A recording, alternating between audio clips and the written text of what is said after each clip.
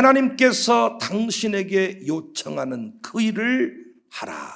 시작. 오늘 말씀 제목입니다. 종교개혁가 마틴 루터는 신자는 왜라는 의문을 십자가에 못 박고 의문 없이 순종하는 사람이다, 이런 얘기를 했어요. 토마스 왓슨은 하나님께 순종하는 것은 우리의 의무라기보다는 우리의 특권이다. 하나님은 우리에게 유익이 되는 것만을 명령하시기 때문이다, 이런 말을 했습니다. 루터는 하나님의 명령 앞에 어떤 의문도 불필요하다고 했는데, 토마스 왓슨은 그 이유가 무엇인지를 잘 설명해 주었습니다. 오늘 본문에 정말 감동적인 부르심의 내용이 나옵니다. 1절. 여호와께서 모세에게 이르시되 볼지어다 내가 너를 바로에게 신같이 되게 하였은즉 내 형 아론은 내 대언자가 되리니. 세번역으로 보면 주님께서 모세에게 말씀하셨다. 보아라, 나는 내가 바로에게 하나님처럼 되게 하고 너의 형 아론이 너의 대언자가 되게 하겠다. 하나님처럼 되게 하겠다. 당시 바로가 어떤 위치에 서 있는 줄 여러분이 아시잖아요. 당시 모세의 나이는 80세였고 아론은 83세였습니다. 7절. 그들이 바로에게 말할 때 모세는 80세였고 아론은 83세였더라. 원문을 통해서 이 부분을 좀 살피면 모세의 처지가 80에 이르렀다, 이런 뜻이에요. 그러니까 말 그대로 노인네가 되었다, 80에 이르렀다, 이런 생각을 문득 하게 됩니다. 애굽 공주의 아들 권자에 있을 때 부름받았다면 어떨까? 좀 더 젊을 때 부름받았다면 어떨까? 근데 나이 들기를 기다리기나 했듯이 80세에 부릅니다. 그 이유가 뭘까? 왜 잘나가고 멋질 때 부르시지 않고 80세에 83세에 이들을 부르셨나? 그 이유가 뭘까? 본문을 통해서 확인할 수 있는데 6절입니다. 모세와 아론이 여호와께서 자기들에게 명령하신 대로 행하였더라. 모세도 젊은 날에는 하나님 뜻과 상관없이 자신의 주먹으로 세상을 다스려 보겠다, 감정이 앞섰던 사람입니다. 화통해 보이는 사람입니다. 그런데 하나님의 일을 할 때에는 자신의 생각이 섞이면 안 됩니다. 화통하다 이런 말을 들어서도 안 됩니다. 민심에 휘둘려서도 안 됩니다. 끝까지 하나님이 말씀하신 대로 성령의 감동하심을 따라 가야 됩니다. 잘 나가고 많은 것을 가지고 있을 때 명령하신 대로 하지 않습니다. 자신의 생각을 포함시키고 경험, 자신의 능력이 개입되기 마련입니다. 그래서 하나님은 아이 같은 사람, 연약한 사람, 무명의 사람을 부르시는 거예요. 실제로 부름받은 자들을 살펴보니까 자신을 어린아이 같다고 고백을 했어요. 연약함을 고백했어요. 유교식으로 체면치레 이런 대답이 아니었습니다. 진짜 가슴에 고백을 한 거예요. 에레미야 선지자도 에레미야서 1장 6절에 보니까 내가 이르되 슬프도소이다 주 여호와여 보소서 나는 아이라 말할 줄을 모릅니다. 선지자는 말로 쓰임받은 사람인데 말을 할 줄 모릅니다. 솔로몬도 열왕기상 3장 7절에 보니까 나의 하나님 여호와여 주께서 종으로 종의 아버지 다윗을 대신하여 왕이 되게 하셨사오나 종은 작은 아이입니다. 출입도 알지 못하겠습니다. 바울은 자신을 죄인 중에 괴수다. 디모데전서 1장 15절에 미쁘다 모든 사람이 받을 만한 이 말이여 그리스도 예수께서 죄인을 구원하시려고 세상에 임하셨다 하였도다. 죄인 중에 내가 괴수입니다. 그리고 또 바울은 자신에게는 육체의 가시가 있습니다.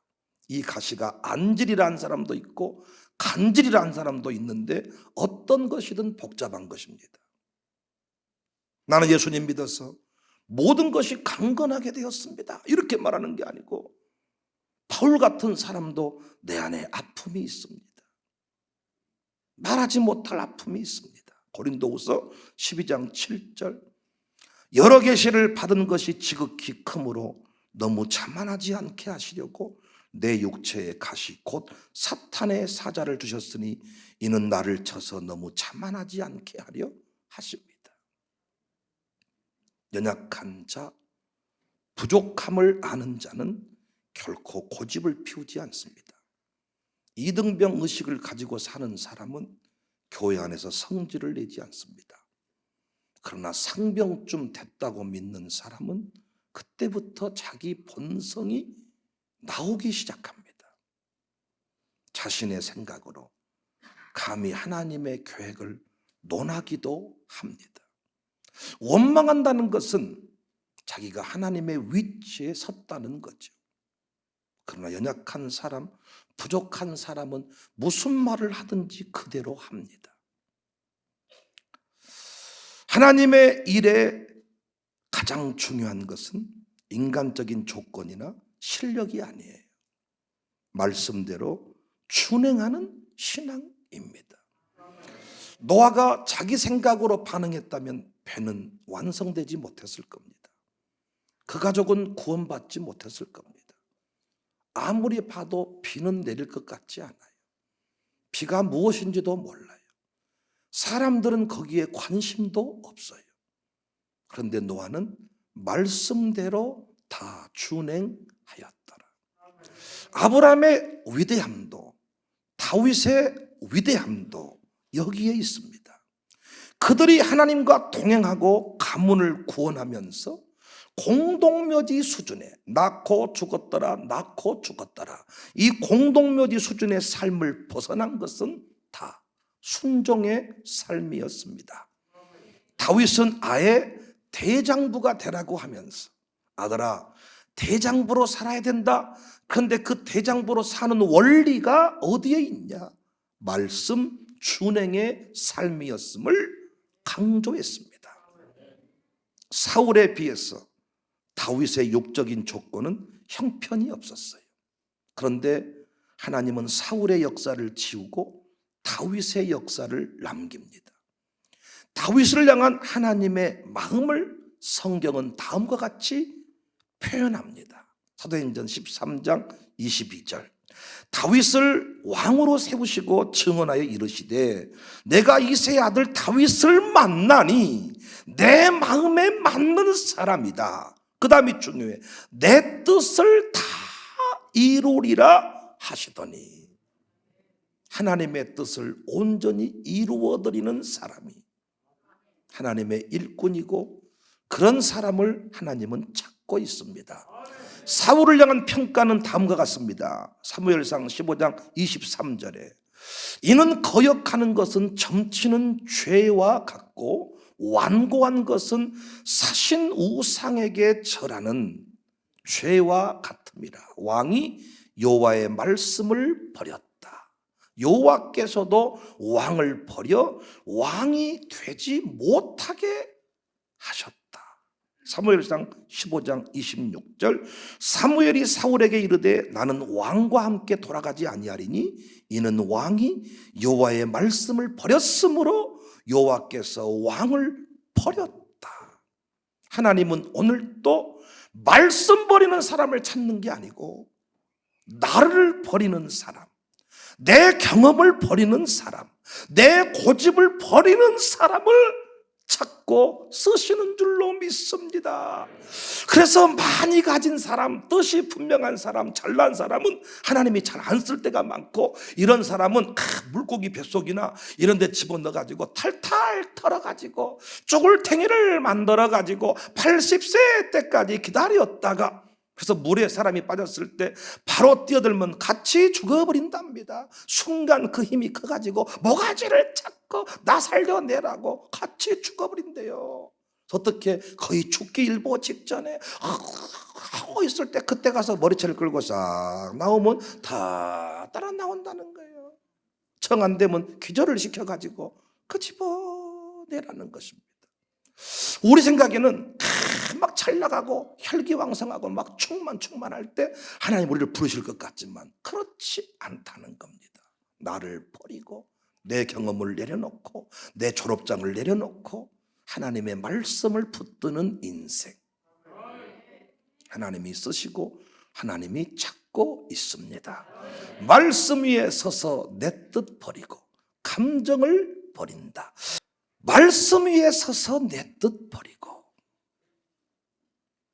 감정을 버리고 말씀에 서니 불완전한 믿음이 완전해지고 내가 이제부터 주만 붙든다. 바로를 굴복시키는 길이 뭐냐? 백성을 구원하는 길이 뭐냐? 순종이라는 거예요. 어떻게 하면 바로가 굴복당하냐? 어떻게 하면 백성을 살릴 수 있냐? 순종입니다. 순종. 목회자가 가슴에 새겨야 될 중요한 메시지입니다. 어떻게 하면 광주 청사교회가 부흥하냐? 어떻게 하면 여러분들을 제가 제대로 세울 수가 있냐? 그건 말씀의 순종, 성령의 감동의 순종이라는 거예요. 양육사가 가정교회를 부흥시키는 길도 순종. 순종하고 기도하고 순종하는 것. 20절 모세와 아론이 여호와께서 명령하신 대로 행하여 바로와 그의 신하의 목전에서 지팡이를 들어 나일강을 치니 그 물이 다 피로 변했다. 당시 나일강은 적도 부근에서 바론에서 지중해까지 흘러든 강인데 총 길이가 6,700km, 세계에서 두 번째 긴 강입니다. 그런데 이 강이 다 피로 변했다. 물감으로 물들였을까요? 어느 정도 물감을 부으면 피 색깔이 나올까요? 6,700km의 나일강이 피로 변했다. 당시 나일강은 모든 신들의 집합장소. 지금도 인도는 겐지스강 이런 곳에서 온갖 미신행위가 이루어지는데 모세의 순종으로 이 강이 뒤집어졌습니다. 뿐만 아니죠. 모세가 순종했더니 출애굽의 결정판 홍해 세례, 홍해 장례 아십니까? 한쪽에서는 홍해에서 세례를 받았고 한쪽에서는 장례를 치렀어요. 출애굽기 14장 14절 이하를 보시면 여호와께서 너희를 위하여 싸우시리니 너희는 가만히 있을지니라. 여호와께서 모세에게 이르시되 어찌하여 내게 부르짖느냐. 이스라엘 자손에게 명령하여 앞으로 나가게 하고 지팡이를 들고 손을 바다 위로 내밀어 그것이 갈라지게 하라. 이스라엘 자손이 바다 가운데 마른 땅으로 행하리라. 여러분이 항상 이 모세의 위치에 서서 한번 이 말씀을 들어보시라고요. 백성을 이끌고 홍해바다를 건너야 되는데 양수기로 문을 푸어라 그러면 좀 이해를 하겠어. 어떤 다리를 좀 놓아라 그러면 이해를 하겠어요. 근데 다 썩어 문드러진 그 나무, 그 똥냄새 나는 그 지팡이를 들고 다 바다에 소리를 치라는 거예요. 그러면 갈라질 거다. 출애굽기 14장 21절에 모세가 바다 위로 손을 내밀매 여호와께서 큰 동풍이 밤새도록 바닷물을 물러가게 하시니 우리가 알지 못했던 방법이 동풍을 불어서 바닷물을 말려버리는 거예요. 우리는 다리 놓고 배 타고 건너가는 것만 알지만 하나님은 동풍이 불어오게 하셔서 말려버렸다. 물이 갈라져 바다가 마른 땅이 된지라. 27절 이하를 보시면 모세가 곧 손을 바다 위로 내밀매 새벽이 되어 바다의 힘이 회복됐다. 애굽 사람들이 물을 거슬러 도망하나 여호와께서 애굽 사람들을 바다 가운데 엎으시니 물이 다시 흘러 병거들과 기병들을 덮되 그들의 뒤를 따라 바다에 들어간 바로의 군대를 다 덮으니 하나도 남지 아니했다. 당시 홍해를 건넌 백성들은 장정만 60만 5천 명, 남자만 60만 5천 명, 노인 아이 여자를 합하면 300만 명. 장로님, 광주시 인구가 150만 됩니까? 140만 정도, 145만 정도. 300만 육박하는 수준의 사람들을 집이 끌고 가는 겁니다. 어떻게 이 일을 감당할 수 있을까? 저도요, 이렇게 청사교회가 부흥하고 막 이렇게 성장하는 중에 있는데 태영교회 가서 집회를 해보니까 정신이 하나도 없고 그냥 어디다가 이 시선을 두고 설교해야 될지도 모르겠고 보이지도 않아 사람이. 지금 너무 가까워서 쑥스럽고 참 낯설고 눈 감는 것도 보이고 안 보여야 좋은데 그래야 그냥 내버려 두고 설교를 할 텐데 너무 잘 보여가지고 진짜 문짝도 못 찾겠고 뭐 정신이 하나도 없다. 어떻게 이 교회 목사님들은 이 엄청난 성도들을 다 감당할 수 있을까? 6천 명이 되고 5천 명이 되면 자기 성도 이름들은 기억할 수 있을까? 목회의 핵심이 뭘까? 신방일까?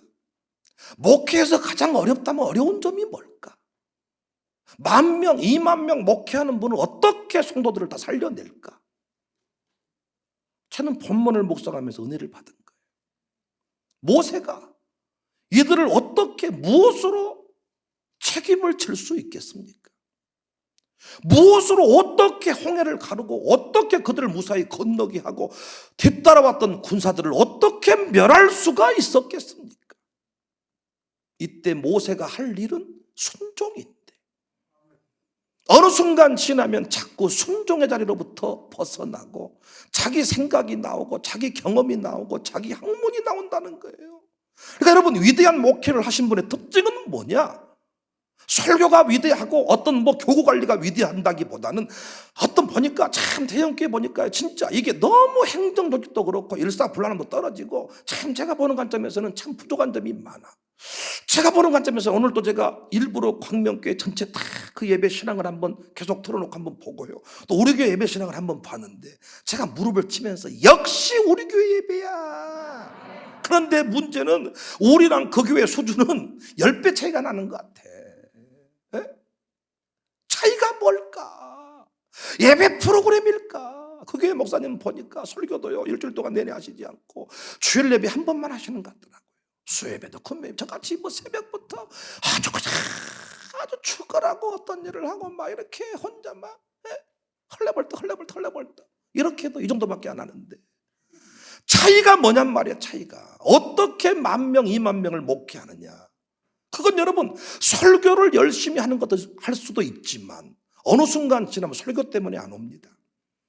어느 순간 지나면 여러분 목사가 봤을 때 그 교회 목사님 설교가 아니에요.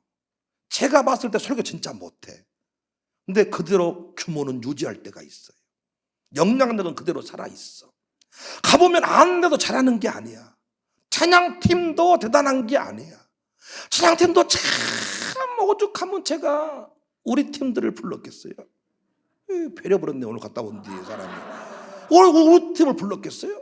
여러분 봤을 때 모든 게 현찮고 힘들고 어렵고 그런데 하나님께서는 그 교회를 위대하게 세계 열방을 살리는, 우리는 광주도 못 살려가지고 이렇게 초골동 사고 있는데 열방을, 영국 한번 가서 기도회를 인도하면 10억씩 예산을 가지고 가서 영국을 살려버린다는 거예요.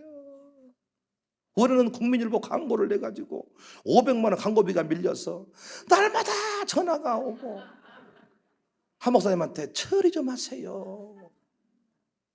그러면 또 한 목사님은 이종현 장로님한테 전화해가지고 처리 좀 하세요. 항상 전화 오면 아이도 송금을 안 했습니까? 하라 그랬는데 맨날 이런 식으로 돌리고. 근데 10억씩 가지고 가서 영국을 살리고 세계를 살리고 이번에도 다 차를 부르시더니 강사비를 건네고 참 목사님 이러면서 쫙 뭔가 한 장을 주시더라고요. 통합 목회를 위해서 목사님 쓰세요. 책을 찍었는데 책은 나가는데 돈이 들어오지를 않아가지고 그러다가 완전히 빚쟁이 되겠다 싶어가지고 어찌했을까. 나중에 책 장사 되겠더라고요. 책을 사세요. 근데 감사하게도 시간마다 책 사라고 얘기하면 다 팔리겠더만 그런 말 하기가 싫더라고요. 그런데 책값을 다 한 방에 주시더라고요. 멋져. 정확하게 마이너스 한도를 아시고 정확하게 그 모든 것들을 아시는 분께서 어떻게 그렇게 저처럼 설교도 많이 안 하고 예배도 그렇게 일사불란하지 못하고 부목사들도 내가 보는 관점에서 우리 부목사들 훨씬 똑똑하고 이러는데 차이가 뭘까? 차이가 어떤 사람에게 하나님의 위대한 역사를 맡기실까? 저는 깨달았습니다. 열정의 문제일 수도 있겠지만 실력의 문제일 수도 있겠지만 핵심은 순종입니다. 순종. 그 목사님은 저하고 상상할 수 없을 만큼 비할 수 없을 만큼의 위대한 순종을 하신 분이야. 모세 수준의 순종을 하신 분이야. 그냥 막대기 들어서 바다를 갈라라 하실 때 아멘 하면서 그 길을 걸어가신 분이야. 에피소드가 참 많이 있더라고요. 많이. 그래서 그분의 성패는 어디에 있냐? 얼마만큼 신방을 많이 하고 얼마만큼 입구에서 안내를 많이 하고 이 정도가 아니고 성패는 내가 하나님의 말씀 앞에 성령님의 감동 앞에 온전히 순종을 하는가가 문제예요. 순종을 하는가. 여러분 교회 생활 열심히 해도 전도하려고 할 때 자식 이야기 우리 집안 이야기를 해도 별로 내세울 게 없는 분들은 어떤 분들이냐? 순종을 안 한 분들입니다. 필요한 것만 순종을 하고 어려운 것들은 순종을 하지 않는 분들은 열매가 없습니다. 오늘 본문의 모세가 장정만 60만 5천 노인 아이 여자를 포함하면 200~300만을 데리고 홍해를 건너는데 무사히 건넜고 고린도전서 10장 2절에 이때 이스라엘 백성들은 다 세례를 받았다. 모세에게 속하여 다 구름과 바다에서 세례를 받았다. 반면에 애굽의 군대는 장례를 치렀다. 어떻게 승리할 수 있냐? 어떻게 위대한 역사를 만들어갈 수 있냐? 어떻게 여기 있는 동료들을 다 살릴 수 있냐? 하나님이 목사에게 주시는 감동 앞에 말씀의 원리대로 온전히 순종하는 것인 줄로 믿습니다. 양육사가요 열정 가지고 밥을 사면 얼마나 사겠습니까 여러분? 어느 순간 지나면요 밥을 100번 사도 감사단 말을 안 해. 안 그렇습니까 여러분? 양육사님들 거기서 화가 나지 않으세요? 이 정도 한 방 쏘았으면 감사단 말도 할 만도 안 돼. 띠띠 도도하고 원래 그런 밥 먹고 산 사람처럼 이럴 때 여러분 약간 성질이 나려고 하지 않습니까? 어느 순간 지나면 여러분 이제 돈 떨어져가지고 양육사 못하겠다 그럽니다. 돈으로 하는 게 아닙니다. 가정교회를 섬기면서 양육사에게 주시는 명령이 있고 감동이 있습니다. 그 감동 앞에 순종을 하면 가정교회 식구들은 살아나는 것이고 순종하지 아니하면 그 수준에 머물러 있는 것입니다. 결국 우리의 성패는 하나님 나라 확장의 성패는 순종에 있습니다. 순종에. 너희는 가만히 있어. 너희 하나님 됨을 알지어다. 하나님은 우리의 피난처가 되시니. 노래하겠습니다.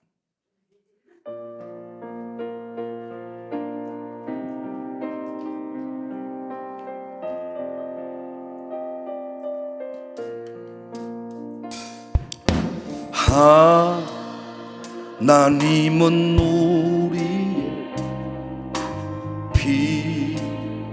피난처가 되시며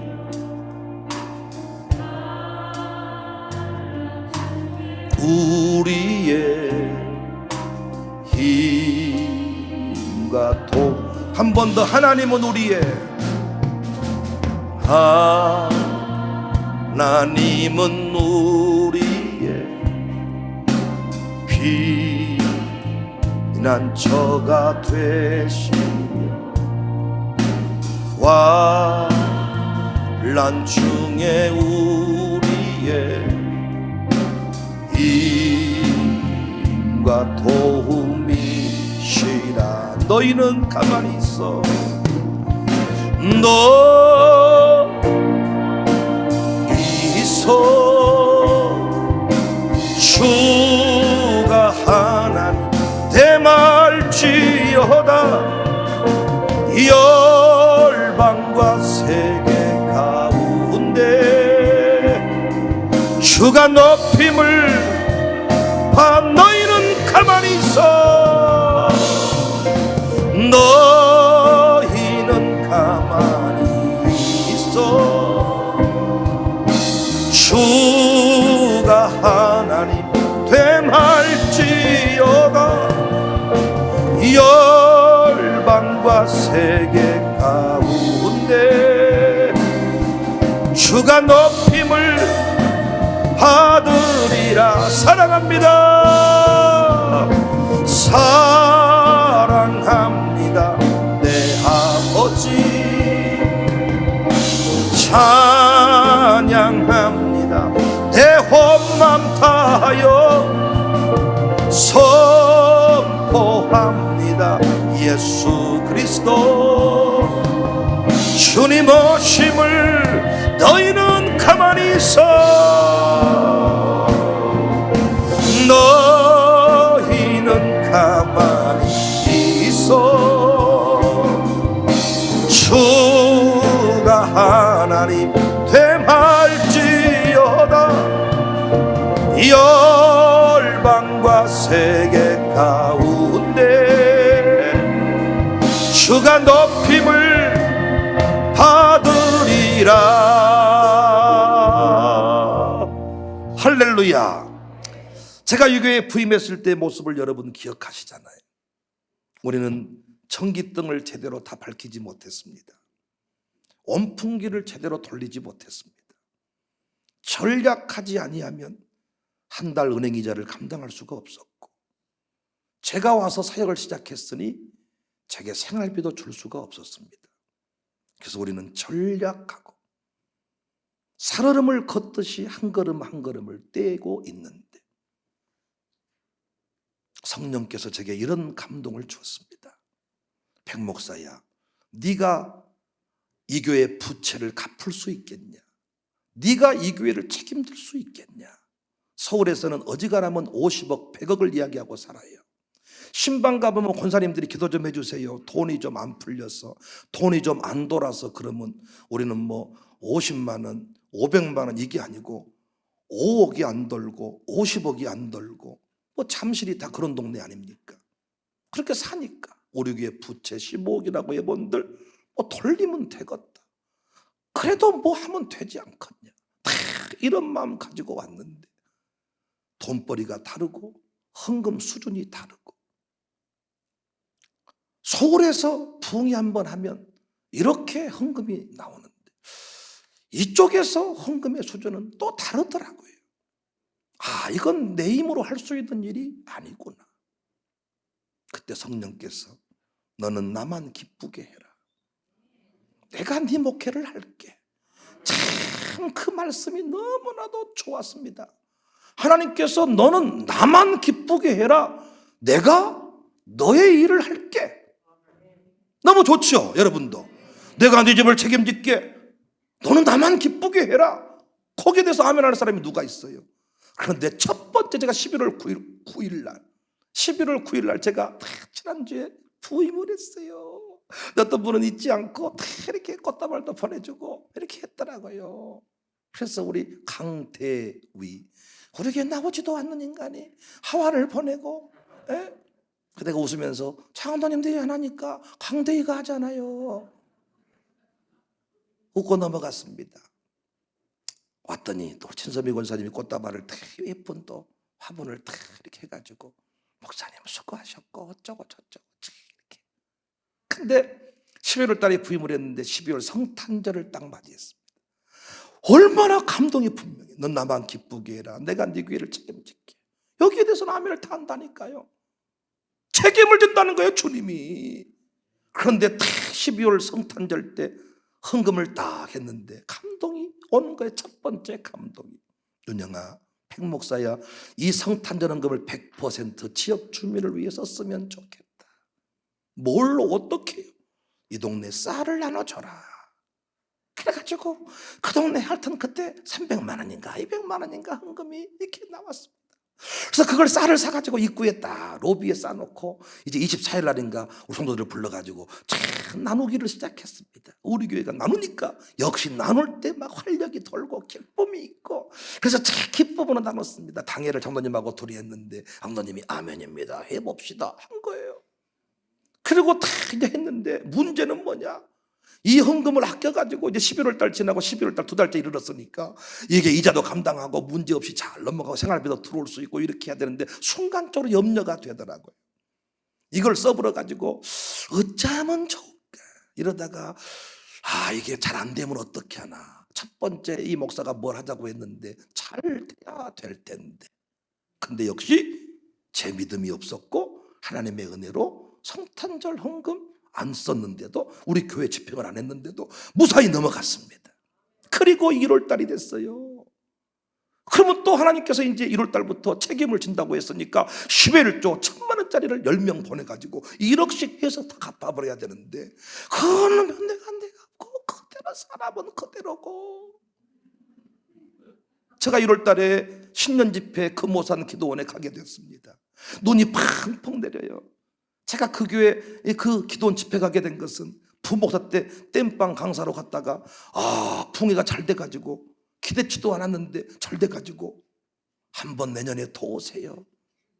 부목사 시절에. 그래서 날짜 받아놓은 게 그 1월 첫 주 붕해. 그 담임 목사가 돼버렸어. 제가 장로님한테 말씀을 드렸더니 다녀오시라 딱 하면서 제가 기대를 했습니다. 부목사 때도 혼론을 쳤으니 이거 담임 목사가 돼서 가면 말로 언론이다. 그리고 하나님께서 너무 놀라우신 분이다. 딱 이 절묘한 타이밍에 나를 붕해를 보내가지고 안전병이 2사람 일으키고 와서 오늘 또 영상 보여주니까 은혜가 되잖아요. 이렇게 하려고 하나님이 대비절을 멋지게 하시는구나. 그리고 쫙 가는데 도로가 막 빙판이고 막 폭설이 내리고, 전화를 해봤더니 20년 만에 구미 쪽에 눈이 내려가지고 기도원 입구 다 갔는데 넘어갈 수도 없으니까 체인 감은 갤러퍼 승용차를 우리 그 원장님이 끌고 나와가지고 제 차는 세워두고 갔습니다. 1시간 넘게 하여튼 늦게 도착을 했는데 사람이 꽉 차서 춤비 찬송 마음에 가득한 의심을 깨치고, 이때 강사가 가운데로 쫙 폼나 가방 들고 가야 폼이 나는데 사람들이 보이지를 않고 추워가지고 여자 원장님은 어찌 안 쓸게요, 사람이 안 와가지고 어쩌고 이래가지고 이제 좀 기다렸다 하자 그러더라고요. 기다려봐도 사람이 누가 옵니까? 그때 붕해를 어떻게 끝냈습니다. 다음날 아침이 돼가지고 숙소에서 딱 문을 열어보니까 눈이 더 왔습니다. 산꼭대기에 있는 그 기도원인데 개울가를 지나 차를 타고 와야 되는데 잘못 오다가는 개울가로 차가 미끄러져 버려. 사람들이 오지를 않아. 원장님, 원목님이 막 시내에 비상을 걸어도 오는 사람이 없어. 오전 집회 숫자가 더 줄었어. 그래서 붕해를 그냥 재밌게 해야 되는데 성질 내면서 했습니다. 그리고 오후 내내 제가 기도하는 거예요. 하나님, 왜 나를 여기 보냈습니까? 왜 보냈습니까? 진짜 화가 나더라고요. 우리 교회 잊혀지지도 않는데 나를 여기 왜 보냈습니까? 기도를 하는데 성령께서 감동을 주시는 거예요. 윤영아, 내가 너 복 주려고 보냈다. 압니다, 알아. 그러니까 복 주려고 보냈으니까 사람을 보내주세요. 사람 오지를 않았습니다.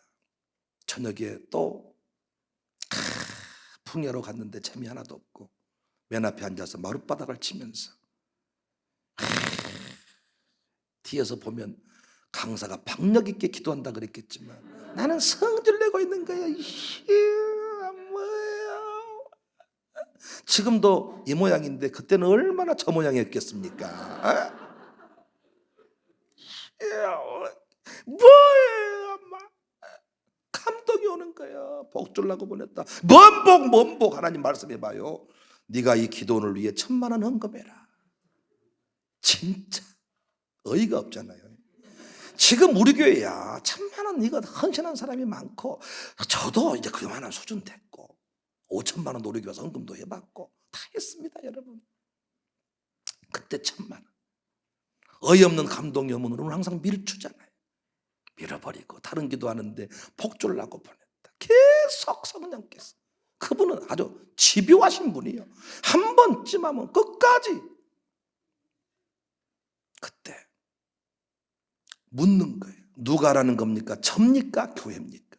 네 교회가 부채가 많으니 네 교회 이름으로 심었으면 좋겠고, 네 교회가 하지 않겠다 그러면 네가 했으면 좋겠다. 터성길이 났습니다. 내가 돈이 어디 있습니까 하나님? 윤영아, 너 퇴직금 받아온 거 있잖아. 퇴직금을 800만 원인가 받아왔습니다. 그때 생활비가 참 작았는데 제 계산 속으로 이 퇴직금 가지고 1년은 살 수 있겠다. 1년 열심히 목회하면 교회가 부흥해서 생활비가 올라가지 않겠냐. 다 계산을 굴려놓고 몇 사람한테 제가 또 부탁을 했어. 선교지 간다는 심정으로 10만 원씩 1년만 선교 좀 해주십시오. 그러니까 잘 나갔던 그 집사님이 가정교회 했던 막 그 집사님들이 해주겠다고 하더라고요. 그러니까 또 돈이 꽂더라고요. 그걸 터치를 하더라고요. 그걸 터치를 성령께서. 그걸 알고 터성길이 나서 진짜 하나님은 참 이상하십니다. 제가 그거 어떻게 8년 동안 어떻게 8년 동안 농약 치고 잔디 깎고 땅 파고 해가지고 처음으로 통장에 800만 원 가지고 목회 그거 1년 버텨보려고 한 걸 그걸 건드려 버려요. 하나님 더러워서 가져버리십시오. 패패패. 더러워서 진짜 너무 화가 나더라고요. 눈물 나더라고요. 자, 장로님한테, 앞에 계신 정동 장로님한테 메일을 보냈습니다. 있는 그대로 기쁨으로 왔는데 사람은 없고 이러이러해서 1000만 원 헌금 안 합니다. 교회가 했으면 좋겠고 아니면 제가 하라고 합니다. 무슨 돈이 있냐고 물었더니 퇴직금 바치고 부족한 것은 카드로 빼서 바치고 갈랍니다. 응답을 주십시오. 문자를 이메일을 보내고 다 돌아섰는데 만감이 교차하더라. 장로님하고 나하고 둘이 친해지기도 전이에요. 우리 교회는 돈 때문에 아픔이 있는 교회예요. 그런데 알지도 못한 기도원에 가서 돈을 받아다가 헌금을 드려야 좋을 판이야. 기도원 가서 헌금을 한다니 이거 웬 말입니까 여러분? 장로님이 문자로 답을 줬습니다. 목사님, 성령님 감동하신 대로 순종하고 오십시오. 참 저는 그 마당에서 문자를 받고요. 와, 나도 참 좀 또라이끼 충만한 목사인데 장로님도 또라이끼 충만하니 둘이 뭔가 되겠다. 그래서 마지막 부흥의 설교 제목을 옥합을 깨트린 마리아로 설교를 딱 하고 1000만 원 바치고 갑니다. 나왔는데 원장님이 농사 지었다고 하는 고구마를 2상자를 실어주면서 어쩌면 좋을까요 목사님, 부임하신 지 얼마 되지도 않았는데 이것 때문에 목사님 목회가 어려워지면 어쩔까요? 기도나 해주세요. 그리고 1000만 원 주고 고구마 2상자 싣고 온 거예요. 그때 제가 중직자들을 모아서 얘기하고 고구마 나눠 먹고 그래서 돌아와서 헌금 보내줬습니다. 놀라운 사실, 그 후에 저희 교회 1000만 원짜리 헌금이 다시 통장채, 도장채 올라오기 시작했습니다. 여러분, 하나님께서 제게 주신 응답이 분명했습니다. 네가 이 교회 책임질 수 있겠냐? 네가 이 교회 빚 갚을 수 있겠냐? 못 갚겠습니다. 너는 내가 하라는 대로만 해라. 내가 네 목회를 책임질게. 근데 저는 밀가루 이 쌀포대 조금 나누는 거 200만 원도 안 되는 거 고심했다 그랬죠. 1억도 아니고 10억도 아닌데 우리 교회 재정 책임진다고 할 때는 아멘을 해놓고 제가 기도원 가서 1000만 원 헌금, 제 통장에 있는 800만 원 여기에 긴장하고 여기에 대해 순종하면서 성질냈다 그랬죠. 어렵게 순종을 했습니다. 그때 저희 교회가 1000만 원짜리 헌금이 시작했고 터지기 시작했고 하나님께서 저희 교회 재정의 물꼬를 열어가시는데 상상을 초월했습니다. 그때 이정현 장로님께서는 제게 K7 승용차 3000만 원, 4000만 원짜리 되는 승용차를 선물하기 시작했고 교회 역사가 일어나기 시작했습니다. 사랑하는 여러분, 보통은 이 교회 부임해서 인간적인 계산을 하기 시작합니다. 전기세를 아끼고 차량을 줄이고 무엇을 어떻게 하면 얼마가 줄여져서 이 빚을 갚고 저렇게 해서 이렇게 해보겠다. 우리 그렇게 했다면 장로님하고 저하고 아마 피튀기게 싸웠을 겁니다. 장로님은 돈 좀 그만 쓰세요. 빚 갚아야 됩니다. 저는 내가 뭔 돈을 썼습니까? 쓰기에 돈이나 줬습니까? 제가 돈 얼마나 잘 쓰는 줄 아십니까? 그러나 얼마나 내가 안 쓰고 산 줄 아십니까? 이러면 둘이 싸우고 난리치다가 갈라졌을 겁니다. 그런데 성령께서 이끄시는 대로 그것이 이제는 30억이 됐고 20억이 됐고 여기까지 왔습니다. 모세의 입장에서 백성을 살리는 길이 뭐냐고요? 모세의 입장에서 승리하는 방법이 뭐냐고요? 여러분의 입장에서 자식을 잘되게 하는 방법이 뭐냐고요? 여러분의 입장에서, 양육사의 입장에서 가정교회를 부흥시키는 원리가 뭐냐고요? 그는 순종 외에는 없습니다. 양수에게 감동이 와요. 너 이번에 누구 집사한테 이거 헌신 좀 하라고 얘기 좀 해라. 너 이번에 누구를 데려오자고 말 좀 해라. 여러분은 인간적인 생각으로 다 제안을 시켜버립니다. 제가 5,000명, 7,000명 모인 교회 부흥회를 하면 느끼는 게 뭐냐? 목사님 아무것도 안 하는구나. 겉으로 보기에는 그냥 놀고 먹은데 교회는 돌아가는구나. 그러나 제가 보이지 않는 것을 본 거죠. 75억 주고 땅을 샀대. 75억 주고. 근데 무엇을 어떻게 해야 되는지 잘 모르는데 다음 세대를 세우는데 75억 이 땅이 나왔으니 사라. 그래서 막연하게 어린이 교회 비전 헌금 이렇게 드리고 있더라고요. 목사님이 75만 원, 750만 원, 7,500만 원, 75억을 그래서 땅을 샀대. 우리는 30억, 20억짜리를 가지고 건축을 하면서도 고민을 하고 옳은가 틀린가 이럴 판에 75억 땅을 샀는데 건축비가 얼마냐? 건축 설계를 1차로 뽑았는데 300억이래. 그런데 그 교회도 돈을 쌓아두고 사는 교회가 아니라 감동대로 영국에 10억, 뭐 어디에 1억 이렇게 감동 주시면 베풀고 사는 교회입니다. 그런데 300억. 그 교회 장로님이 선임 장로님 저보고 밥을 먹고 3일 동안 밥을 같이 먹고 했는데 목사님 제가 건축을 딱 하는데 건축회사 상무였는데 목사님한테 건축을 딱 서로 개척하면서 29년 됐다 그래. 29년 내년에 30년인데 29년 됐다. 근데 그분 말이 얼마나 웃기냐면 목사님 초창기에 깨달아진 것은 많고 사람 숫자는 없어가지고 나 앉혀놓고 성질풀이 다 하셔버렸습니다. 그래서 나 혼자 새벽 2시까지 설교 듣기도 하고 그래서 최소한 교회 장로가 되려면 29년 정도는 훈련받고 이제는 무슨 말로 자기는 시험에 들지 않는다는 거예요. 그런데 상무로서 건설회사 근무를 하고 있는데 목사님이 설계도를 정확하게 그려왔다는 거예요. 그렇게 설계를 뽑으니까 이렇게 되면 건물 무너져 버린다는 거예요. 건설회사 회장님한테 보여줬더니 미쳤다. 그 건축 불가능하다. 그런데 목사님 설계도대로 건축을 했대. 자기는 지금도 비가 오면 교회가 무너질까 봐서 기도하는데 그런데 그때 이렇게 말했대. 목사님 제게 정권을 주십시오. 그리고 우리로 말하면 한 목사 같은 목사가 한 분 계셔. 둘에게 정권을 주십시오. 저희들이 책임을 지겠습니다. 그래서 우리 교회처럼 그 두 사람이 모든 돈을 다 빌려온 거예요. 돈을 다 빌려오는데 놀랍게 그 모든 일이 다 이루어져서 150억 건축을 했는데 능히 마무리를 했다는 겁니다. 목사가 놀고 먹는 것 같지만 여러분 돈을 빌려와야 되는데 가진 것이 없는데 150억 공사를 합시다. 이걸 초보에 내기가 쉽겠냐고요. 구체적으로 무엇을 해야 되는지 모르는데 75억짜리 땅을 삽시다. 이걸 순종하기가 쉽겠냐고요. 아무것도 안 하는 것 같지만 그 순종이 이루어지면 그 교회는 그 단계로 나가는 것이고 안 이루어지면 거기에 머물러 있는 거예요.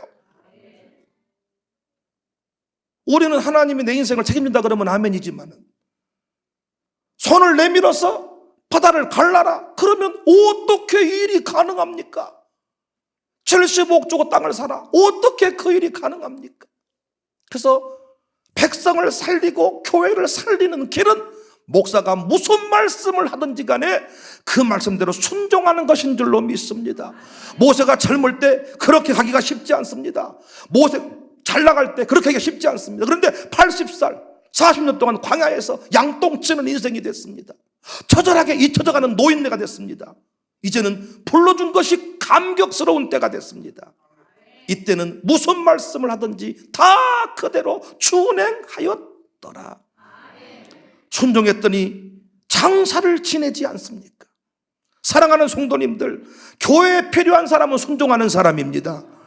유성동 장로님 시절에는 이만큼만 순종했다면 15억 규모였다면 앞으로 장로님 되실 분들은 150억, 200억도 순종할 수 있는 사람이어야 되는 거예요. 여러분이 우리 교회 세 분 장로님들을 무시하지 마세요. 아무것도 없는 상태에서 제가 무슨 일 하든지 간에 아멘하고 끝까지 목사를 존중할 수 있다는 거 아무나 하는 거 아닙니다.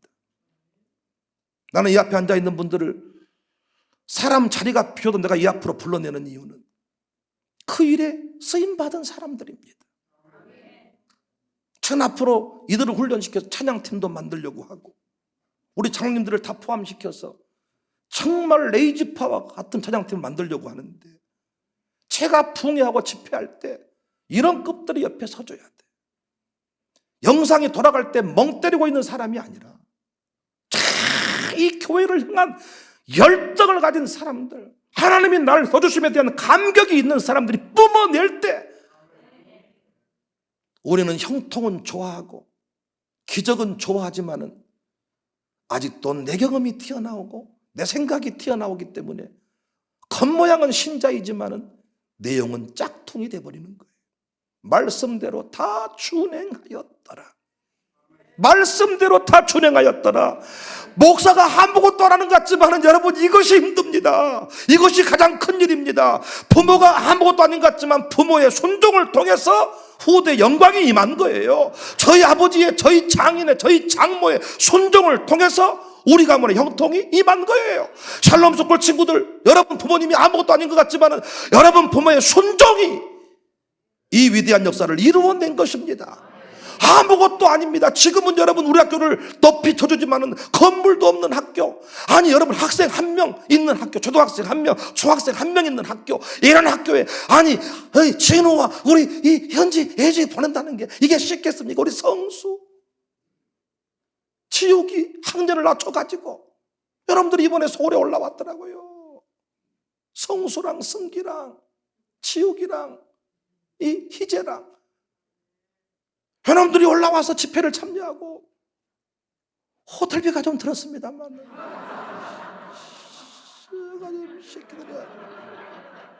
아침 뷔페 사주고 오코일 했어.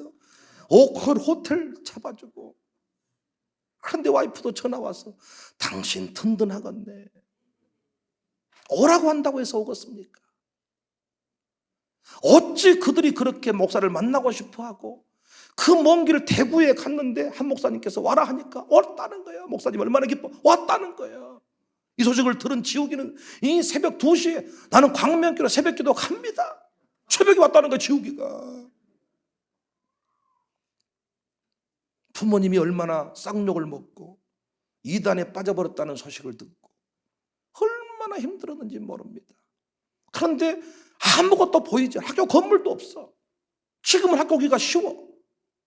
그러나 입학 설명회를 하는데 학생이 뭐 아무것도 없는데 뭐 큰 소리는 치고 하나님 말씀대로 한다 걸고, 그런데 또 성적은 안 매긴다 걸고 공부는 안 시킨다 걸고, 또 믿음으로 와서 이행우 김수비가 보니까 천대를 나왔는데 두 사람이 그래도 이 정도까지는 공부를 안 시킬지 몰랐다는 거지. 너무 안 시키고 그냥 놀려먹이, 그냥 아니 어떻게 대학은 간다는 소리고 어쩌자는 것인지 모르겠다는 거예요. 이제는 5천 명 모인 교회 가서 이 샬롬스쿨 얘기를 해도 다 아멘하고 다 먹히고 의사랑 밥을 먹었는데도 제가 맞짱 떠도 밀리질 않았습니다. 의사라고 얘기하는데 뭐 다 제가 얘기해 다 답변할 수 있습니다. 어떻게 그 길을 갈 수 있었을까? 순종입니다. 순종. 순종이 자식을 살리는 길입니다. 순종이 내 인생을 복되게 하는 길입니다. 순종하면 바로 앞에 하나님처럼 되게 하겠다. 하나님처럼 돼버렸잖아요. 그 위대함 앞에 모두가 굴복을 당하게 생겼잖아요. 그래서 여러분, 탈메이지라는 사람은 하나님께서 당신에게 요청하는 그 일을 하라. 오늘 말씀 제목입니다. 하나님께서 당신에게 요청하는 그 일을 하라. 그러면 당신은 성공자가 된다. 하나님이 하란 대로. 그래서 이번에도 차남수 목사님이 저를 보더니 목사님이 이거 깨달은 거 아니잖아. 순종하고 가니까 이만큼 열리고, 순종하고 가니까 이만큼 열리고, 순종을 해서 이만큼 열린 것이잖아요. 그래서 이건 성령이 하신 일이잖아요. 당신도 마찬가지라는 거예요. 순종하고 갔더니 오늘의 채남수, 오늘의 광명교회가 있다는 거예요. 아무것도 안 하는 것 같지만은, 부모가 내게 아무것도 물려주지 않은 것 같지만은 순종, 그 순종. 조성옥이도 세 아들 딸 여기서 키우지만 순종. 광명에서 여기까지 와서 순종. 지금 사업이 잘 나가고 있고 돈도 잘 벌고 있고 내려면 뭘 해야 될지를 모르겠고, 그런데 성령께서는 자꾸 아브라함 이야기를 또 한 목사님이 새벽에 설교했는데 그때도 아브라함의 이야기를, 내 꿈을 내려놓고 하나님의 꿈을 붙들고, 그날따라 한 목사님 설교를 잘 하시더라니까. 자기 꿈을 내려놓고 하나님의 꿈을 붙들고 거기서 또 주의 음성이 들려왔다는 거예요. 그러면서 컨퍼런스가 있고 모든 게 착착착착 맞아가는데 집도 착착착 나가야 되고 이사를 가야 되고 착착착 모든 게 결단. 아무것도 아닌 것 같지만 순종. 내가 하고 싶은 일을 하지 말고 하나님께서 당신에게 요청하는 그 일을 해라. 그러면 당신은 성공자가 된다. 하나님의 순종을 요구하실 때 왜라고 묻지 마라. 하나님은 당신에게 가장 탁월한 길을 안내하시기 때문이다. 당신의 나이가 몇 살입니까? 당신 대학 졸업장 어디까지입니까? 이것이 문제가 아닙니다. 순종할 수 있는가? 어디까지 순종했는가? 모세의 나이가 80세였더라가 포커스가 아니고 6절, 모세와 아론이 여호와께서 자기들에게 명령하신 대로 행하였더라. 다시 말씀드리지만 순종하는 사람이 멋진 사람이고 순종하는 사람이 역사를 주도하는 줄로 믿습니다. 양육사가 할 일은 뭐냐? 순종입니다. 순종. 자기 생각으로 제안을 해버리면 안 돼. 이야기는 하면 안 되고 이야기는 누구한테 하면 안 되고. 저는 이율 집사님 간증 많이 했습니다만은, 아니 여러분, 이율 집사님이 참 어렵게 사셨고 자수성가한 분이란 말이에요.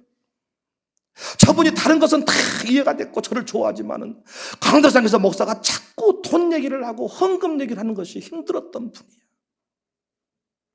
그런데 새벽에 감동이 와. 암 걸렸다는데, 암 수술해야 된다는데 그 사람한테 전화해서 5천만 원 차량 헌신하게 하면 좋겠다. 하나님, 내가 순종 잘합니다만은 이율 집사님한테는 못합니다. 나 못합니다. 그런데 성령께서 또 감동. 여러분이 목사가 아무것도 안 하고 그냥 설교 좀 하고 찬송 세 곡 부르고 내려간 것 같지만은, 여러분 성령께서 교회를 향해서 주시는 감동들이 이게 참 힘듭니다. 힘들어. 어떨 때는 이 설교 제목 안 하고 싶은데 그걸 하라는 거예요. 나는 못합니다.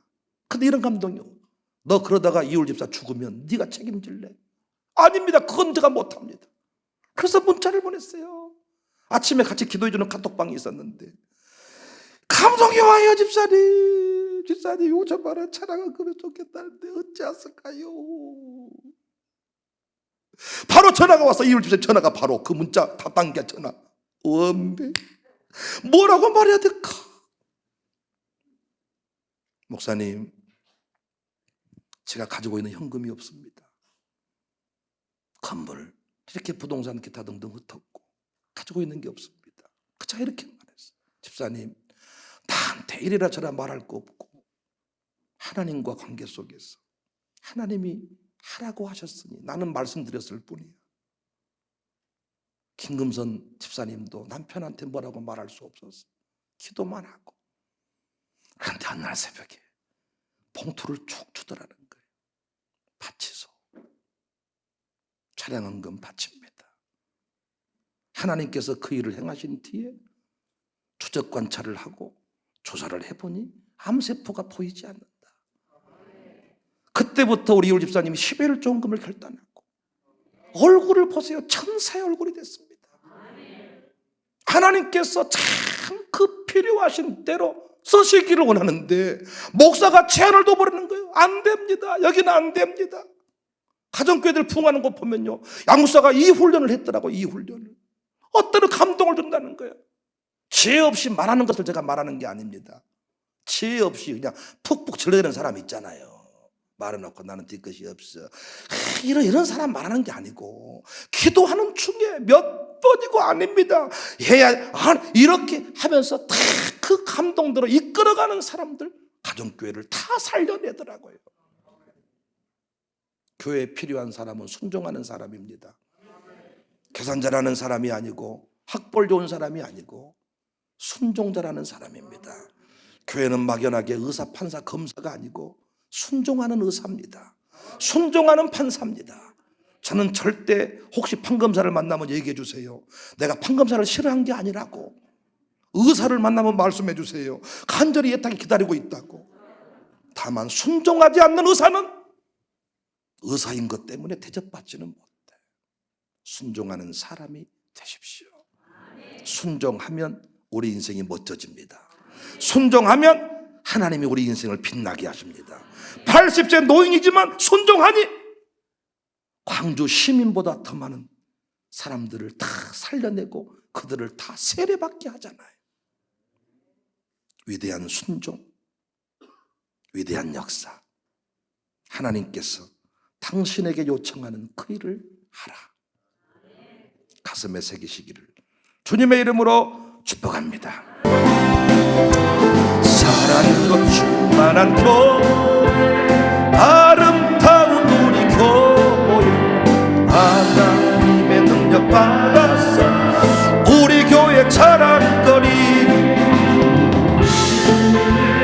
말씀 따라서 겸손하게 순종자라는, 서로 믿고 사랑하는 교회, 기쁨으로 찬양하는 교회, 축복받는 우리 교회, 할렐루야 찬양하세. 기쁨으로 충만한 교회, 아름다운 우리 교회, 하나님의 능력 받아서 우리 교회 자랑거리, 예수님의 말씀 따라서 겸손하게 순종자라는, 따뜻하고 인정 많은 교회, 인심 좋아 잘 베푸는 교회, 축복받은 우리 교회, 할렐루야 기뻐.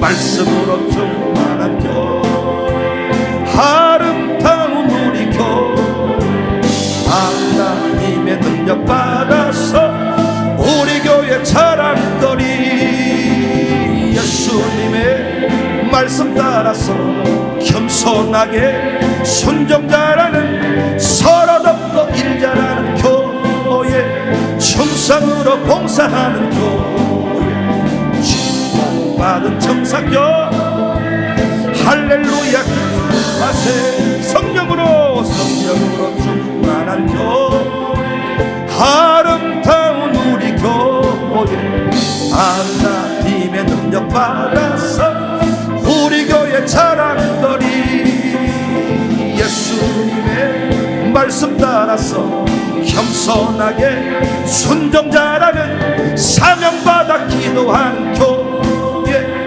땅끝까지 선교하는 교회, 축복받은 우리 교회, 할렐루야 전도, 사랑으로 한 번 더, 사랑으로 충만한 교회, 아름다운 우리 교회, 하나님의 능력 받아서 우리 교회 자랑거리, 예수님의 말씀 따라서 겸손하게 순종자라는 서로 믿고 살아가는 교회, 기쁨으로 찬양하는 교회, 축복받은 우리 교회, 할렐루야 찬양, 기쁨으로 충만한 교회, 아름다운 우리 교회, 하나님의 능력 받아서 우리 교회 자랑거리.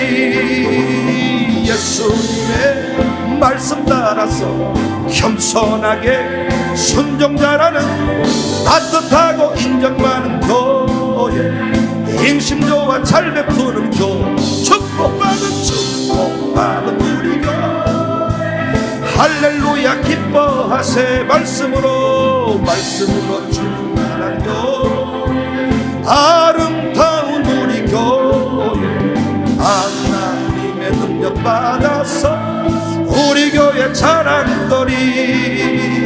예수님의 말씀 따라서 겸손하게 순종자라는 서로 돕고 일자라는 교회, 충성으로 봉사하는 교회, 축복받은 우리 교회, 할렐루야 감사. 성령 충만한 교회, 성령으로 충만한 교회, 아름다운 우리 교회, 하나님의 능력 받아서 우리 교회 자랑거리.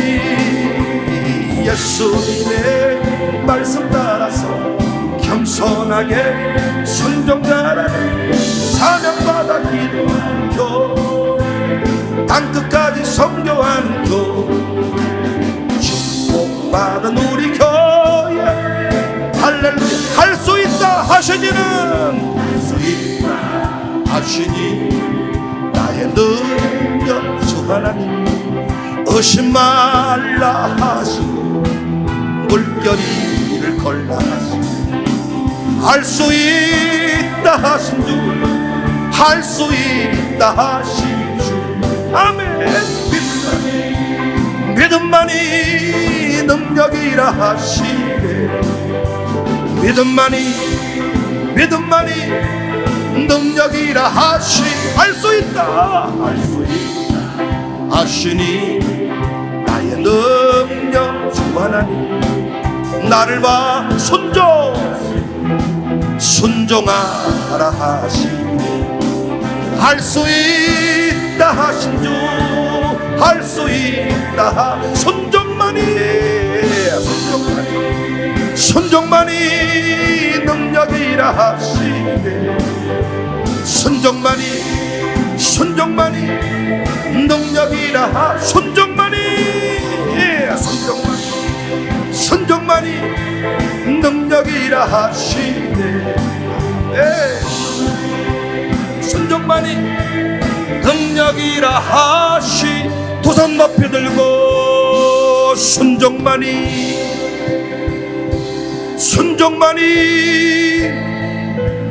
능력이라 하시네. 아멘.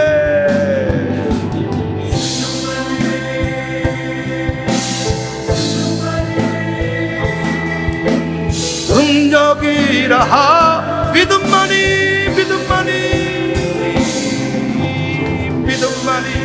하나님 우리 교회를 믿음의 교회로, 순종의 교회로 사용해 주세요.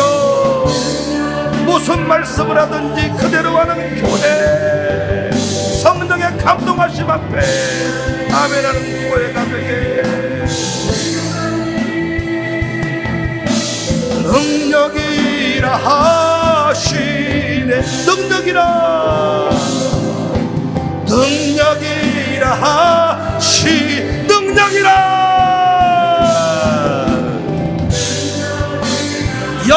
영광 할렐루야.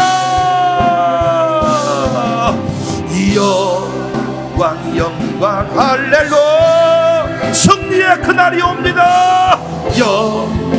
영광아 두려워하지 마세요. 영광 할렐루야. 고서 한 번 더 소영광.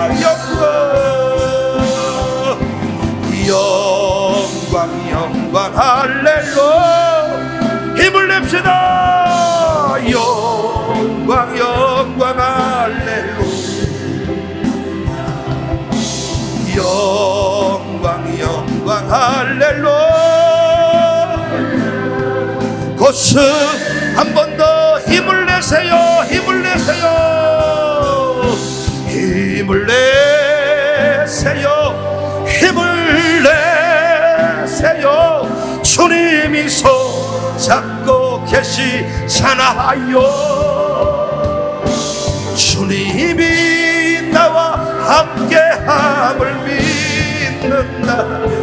어떤 역경도 힘을 냅시다. 힘을 내세요. 힘을 내세요. 주님이 손 잡고 계시잖아요. 주님이 나와 함께함을 믿는다. 어떤 역경도 이길 수 있잖아요.